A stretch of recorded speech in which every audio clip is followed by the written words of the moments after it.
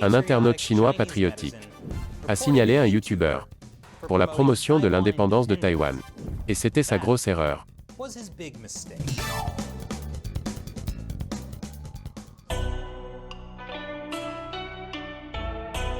Bienvenue à Chine non censurée. Je suis Chris Chappell. Le grand pare-feu entoure l'Internet chinois, hautement censuré, très restreint et très surveillé. C'est l'un des nombreux moyens dont dispose le Parti communiste chinois pour suivre et contrôler le peuple chinois. Le leader chinois Xi Jinping l'appelle la cyber-souveraineté, ce qui signifie qu'aucune idée étrangère subversive n'est autorisée. Et en Chine, le grand pare-feu est en train de changer une génération. Lorsque si peu de gens ont d'autres sources d'informations, la propagande gouvernementale devient plus crédible. En Chine, les gens vivent dans une bulle d'information que le gouvernement maîtrise de mieux en mieux. On pourrait penser que certains Chinois voudraient contourner le grand pare-feu pour accéder au reste de l'Internet et voir des choses qui sont interdites en Chine, comme sur YouTube. Et certains d'entre eux le font en utilisant un logiciel VPN. L'utilisation d'un VPN en Chine tombe dans une étrange zone grise juridique. Mais beaucoup de gens utilisent quand même les VPN. Et les autorités ne sévissent qu'occasionnellement. Par exemple, lors d'anniversaires politiques sensibles, ou si elles veulent vous poursuivre pour autre chose. Mais ce n'est pas parce que certains internautes chinois peuvent utiliser des VPN pour accéder au reste d'Internet que celui-ci leur ouvre l'esprit. Dans certains cas, les gens l'utilisent pour se battre pour la Ligue du Parti communiste. Il suffit de lire certains des commentaires d'utilisateurs de YouTube en dessous de cette vidéo. Ce qui nous amène à l'histoire d'un étudiant de Chine continentale, qui se fait appeler Mouche Solitaire. En décembre, Mouche Solitaire utilisait un VPN pour regarder YouTube. Plus précisément, il regardait cette chaîne qui se traduit par Fun TV, journal du photographe. Elle est hébergée par un YouTuber à Taïwan nommé Bajong. Et dans une vidéo, Bajong faisait la promotion d'une idée dangereuse: l'indépendance de Taïwan. Aujourd'hui, en raison de l'éducation que reçoivent les Chinois du continent, ils pensent généralement que Taïwan est une province de Chine. Ainsi, lorsque Mouche Solitaire a vu cette vidéo promouvant l'indépendance de la province de Taïwan, il a fait ce que tout bon nationaliste chinois aurait fait. Il a écrit un commentaire en colère sur YouTube. Bajong est un troll pour le Parti démocrate progressiste. Ces vidéos sont un outil pour attiser les conflits. Tout le monde, ne lui faites pas confiance. Il y a des preuves partout sur les forums internet chinois qu'il est un influenceur anti-chinois et anti-communiste. Il a même été officiellement mis sur liste noire en Chine. Il accepte sans aucun doute des pots de vin du PDP pour partager la propagande séparatiste. Tout le monde, ne vous y trompez pas. Il y a tout un groupe derrière lui. Un groupe anti-Chine. S'il vous plaît, partagez et faites passer le mot. Et puis, Mouche Solitaire a patriotiquement signalé Bajong à son bureau local de la sécurité publique en Chine. Bien sûr, le bureau local de la sécurité publique ne pourrait rien faire à Bajong, car il vit à Taïwan, qui n'est en fait pas une province de Chine. Ils ont donc fait ce qu'il y avait de mieux. Ils ont critiqué Mouche Solitaire pour avoir utilisé illégalement un VPN pour accéder à YouTube.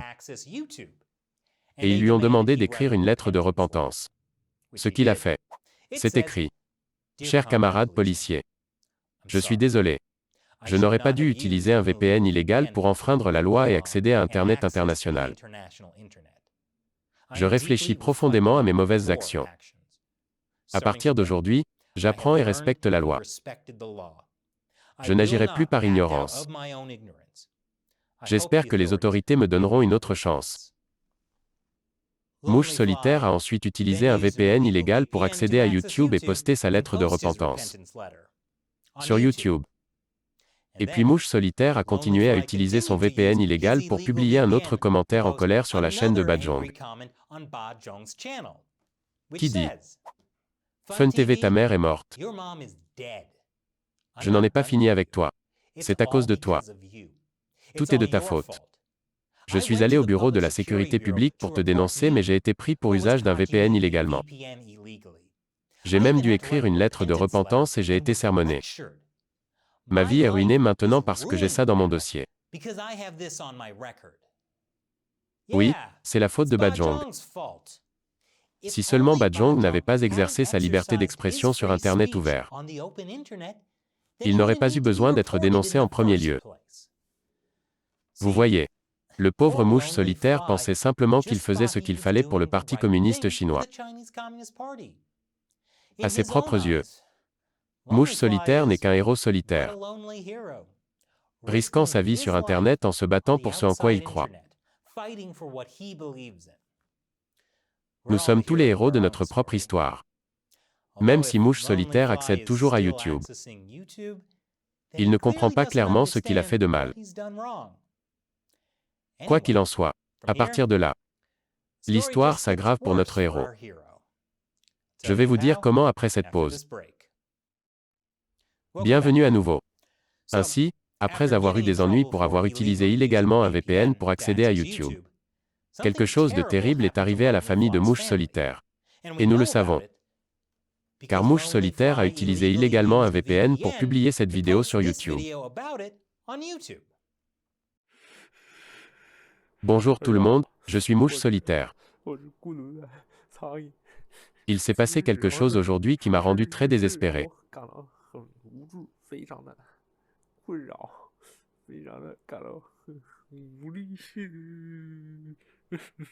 Le cadre du village est venu prendre de force ma propriété.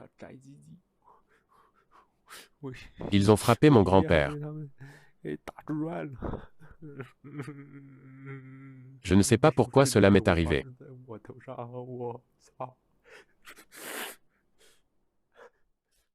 Ok, la vidéo, c'est surtout lui qui pleure. Mais dans un commentaire épinglé, Mouche Solitaire donne plus de détails sur ce qui s'est passé. Ma famille et le cadre du village ont un différend au sujet de notre propriété. Cela a dégénéré en violence physique. Un des voyous de cadre du village a pris une pelle et a frappé mon grand-père dans le dos. Il est maintenant hospitalisé. Mon ami sur Internet m'a demandé pourquoi je ne porte pas cette affaire devant les tribunaux. Mais cela coûte de l'argent et de l'énergie. La police a même déclaré qu'elle ne pouvait rien faire pour ce petit conflit et nous a demandé de régler nous-mêmes le problème. Le voyou nous a payé 2000 yuan pour les frais d'hospitalisation. Mais le conflit de propriété n'a toujours pas été résolu. Mais depuis nous avions tout peur qu'il ne revienne pour d'autres problèmes. Nous ne pouvions qu'écrire une lettre de pardon en espérant qu'il ne revienne pas. J'ai pleuré toute la nuit. Je suis déstabilisé. Mais le peuple chinois est héroïque. Je ne reculerai devant aucune difficulté. J'espère aussi que chacun pourra persévérer dans ses propres difficultés. Alors, laissez-moi résumer. Les voyous travaillant pour un fonctionnaire local ont fait irruption pour saisir la propriété familiale de Mouche Solitaire et ont blessé son grand-père. Et la police n'a rien fait. Cela semble vraiment grave. Je suis heureux que Mouche Solitaire ait mis cela en ligne pour sensibiliser les gens à ce problème. Mais évidemment, il ne pouvait pas publier son histoire sur Internet chinois fortement censuré. Cela ne ferait que lui attirer des ennuis. C'est pourquoi il a utilisé un VPN illégal pour le publier sur YouTube. Et dans son post suivant, il explique. J'ai été averti par la police. Je n'ai pas le droit de poster sur Weibo ou sur d'autres médias sociaux à propos de cet incident. Je leur ai clairement fait comprendre dans ma lettre de repentance que je n'aggraverai pas le problème. Si la nouvelle se répand et entraîne des conséquences pour les autorités locales, alors tout sera de ma faute. Je ne peux qu'en parler sur YouTube. J'ai peur d'eux. Ils ont beaucoup de voyous. Je m'inquiète pour mes parents âgés. Mais je ne peux pas rester assis là et accepter cela. Ils frappent les gens, volent des terres, et ne me jettent que 2000 yuan et c'est tout. C'est vrai. Peut-être que vous n'auriez pas dû non plus poster ça sur YouTube. Cela donne une mauvaise image des autorités locales en Chine. Et elles peuvent aussi utiliser un VPN pour voir ce que vous écrivez sur YouTube. Pendant ce temps, dans la province renégate de Taïwan, Bajong et son auditoire ont eu une journée de détente. avec un dialogue très ouvert sur la question de savoir si le Parti communiste est ou non responsable des actions des cadres du village. Quel est le rapport entre les actes criminels de vol de biens commis par un cadre villageois et le Parti communiste chinois? Les actes criminels d'un cadre de village n'ont aucun rapport avec le PCC. Une personne âgée a été hospitalisée. La police n'a rien fait pour résoudre le problème. Quel est l'intérêt d'avoir un gouvernement alors? Je souhaite que son grand-père aille mieux, pour qu'il puisse donner une bonne claque à son petit-fils. Faux nationaliste chinois. Frappé par la poigne de fer du socialisme, il n'est plus patriote. Vrai nationaliste chinois. Frappé par la poigne de fer du socialisme, il est encore plus patriote. Eh bien, Mouche Solitaire a vu certains de ses commentaires en ligne et a réalisé qu'il avait accidentellement lancé une discussion sur la légitimité du Parti communiste chinois. Il a donc essayé de se disculper en utilisant illégalement un VPN pour le diffuser sur YouTube. J'ai partagé cette vidéo sans aucune intention politique. Ne croyez pas les gens qui utilisent ma situation comme un outil politique. Aussi, ce youtubeur pro-indépendance taïwanaise, Fun TV, journal du photographe. Laisse-moi te dire qu'il s'agit d'un conflit civil typique, qui n'a rien à voir avec notre patriotisme et notre amour pour la Chine et le PCC. Arrête d'ajouter délibérément ton récit séparatiste, tu n'es qu'un bouffon. Quelle blague. Mais finalement, Mouche Solitaire a réalisé son erreur. Il a donc utilisé un VPN illégal pour aller en ligne. Supprimer tout son compte YouTube. Mieux vaut tard que jamais. C'était il y a 2 semaines. Et nous n'avons pas eu de nouvelles de Mouche Solitaire depuis. J'espère que lui et son grand-père vont bien. Car s'il y a une leçon à tirer ici, ce n'est pas que les Chinois ne devraient pas utiliser un VPN pour accéder à YouTube. Ils devraient. Mais j'espère que lorsqu'ils le feront, ils pourront l'utiliser pour ce à quoi Internet était initialement destiné. Vidéo de chat. Et aussi, pour apprendre la vérité. J'espère que les gens en Chine pourront apprendre ce qui arrive aux patriotes comme Mouche Solitaire, qui a été persécuté malgré ses efforts pour faire respecter la ligne du parti. Que vous soyez un dissident chinois ou un citoyen chinois patriote qui aime le Parti communiste.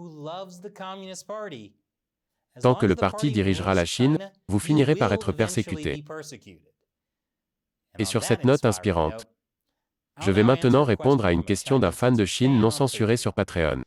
Patreon est le meilleur moyen de nous soutenir, car beaucoup de nos vidéos sont démonétisées par YouTube. Et nous avons toute une équipe à soutenir. Cette question vient de Chris Gracie. Chris, auriez-vous des idées sur la possibilité que le PCC ait sciemment libéré la Covid-19? Ce n'est pas une conspiration aussi folle, compte tenu de l'effet qu'elle a eu sur les États-Unis, le Royaume-Uni, etc. Et soi-disant peu en Chine. Bonne question, Chris. Je pense qu'il est peu probable que cela ait été fait exprès. Le PCC est obsédé par le contrôle de tout. Internet, religion, même les fonctionnaires étrangers. Il n'y a aucune raison logique pour que le PCC libère intentionnellement un virus qu'il ne peut pas contrôler. Ils ne l'ont pas non plus contrôlé en Chine. Tous les rapports que vous lisez selon lesquels la Chine a fait un si bon travail pour contrôler le virus sont basés sur des mensonges. Nous ne connaissons pas la situation réelle là-bas. Selon certaines informations, il aurait pu accidentellement s'échapper d'un laboratoire. Et si c'est le cas, vous ne pouvez que blâmer les mauvaises normes de sécurité et l'incompétence humaine. Mais nous ne savons pas si c'est ce qui s'est passé. Parce que si c'était le cas, le PCC ne ferait que le couvrir de mensonges supplémentaires. Merci pour votre question, Chris. Et merci à tous pour votre soutien. Chine non censurée n'est possible que grâce au soutien direct des téléspectateurs. Rendez-vous sur patreon.com/ChineUncensored et contribuez à hauteur d'$1 ou plus par épisode si vous le pouvez. Cela peut faire toute la différence.